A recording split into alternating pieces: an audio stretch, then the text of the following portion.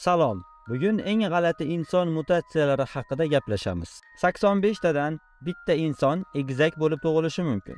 167 kishidan atiga bir nafari esa ikki xil rangli ko'zlar bilan tug'iladi. Va 500 tadan bitta odam qo'shimcha oyoqlar yoki qo'l barmoqlari bilan tug'ilishi mumkin. 1700 ta odamdan bittasi qo'shimcha oyoq yoki qo'l bilan tug'iladi. Ko'zi ojiz va kar bo'lib tug'ilish ehtimoli esa 35 ming nafardan atiga bitta. Ishonasizmi yo'qmi? Bir ko'zli insonlar ham bo'lishi mumkin. Ular 95 mingtadan bitta. Eng kam uchraydigan egizak tug'ilishi esa 5 ta bola baravarga tug'ilishi hisoblanib, ular 57 mingdan bitta. Aniqrog'i esa 5 ta. 175 milliondan bir kishi oltin qon deb nomlanuvchi qon turi bilan tug'ilishi mumkin. Bunday qon egalarining qoni istalgan qonga mos tushadi.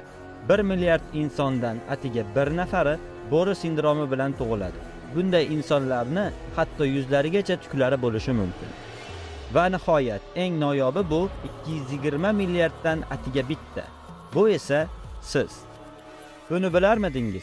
Siz 220 milliard spermatozoidni bellashuvda yengib chiqib tug'ilgan hisoblanasiz.